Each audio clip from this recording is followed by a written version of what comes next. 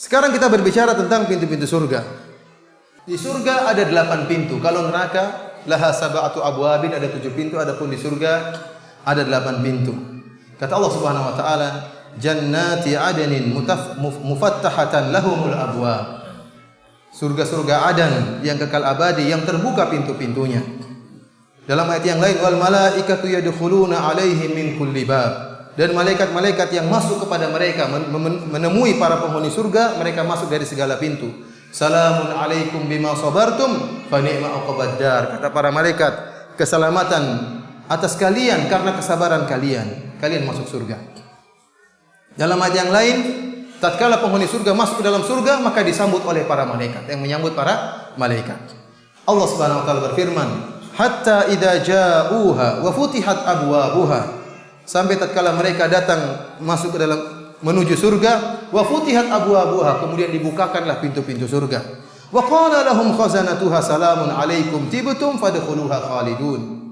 Fadkhuluha khalidin. Maka penjaga surga berkata kepada mereka, menyambut mereka, keselamatan atas kalian, sungguh kalian baik, silakan kalian masuk ke dalam surga, kekal abadi di dalamnya. Dalam satu hadis Rasulullah SAW bersabda, fil jannati thamaniyatu abwab. Di surga ada 8 pintu. Babun minha yusamma rayyan. Di antaranya ada sebuah pintu yang namanya Rayyan. La yadkhuluhu illa shaimun. Tidak ada yang masuk dari pintu tersebut kecuali orang-orang yang berpuasa. Dalam hadis yang lain Rasulullah SAW bersabda, hadis Abu Hurairah, man anfaqa zawjaini fi sabilillah min malihi du'iya min abwabil jannah walil jannati thamaniyatu abwab.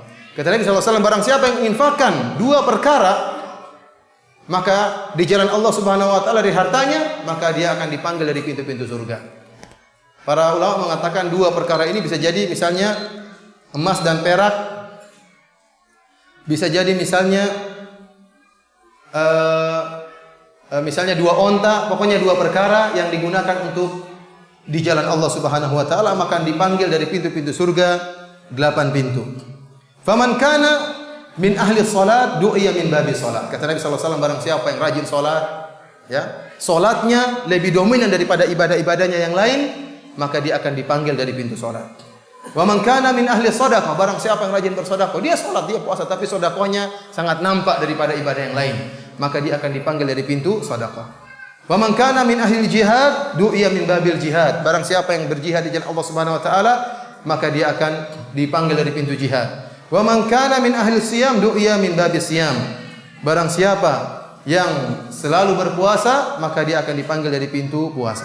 Abu Bakar radhiyallahu taala anhu tatkala mendengar sabda Nabi sallallahu alaihi wasallam, dia berkata, wallahi ma ala ahadin min dhararin du'iya min ayyiha du'iya fa hal yud'a minha kulluha ahadun ya Rasulullah.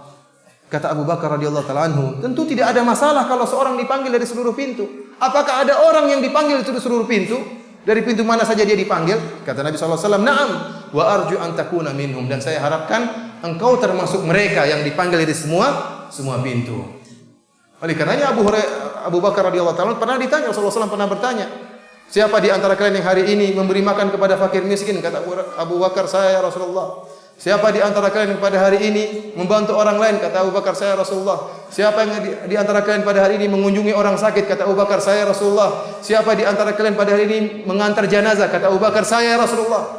Subhanallah, dalam satu hari Abu Bakar radhiyallahu anhu banyak amalan solehnya. Maka pantas jika Nabi sallallahu alaihi wasallam mengatakan dia akan dipanggil dari seluruh pintu-pintu surga.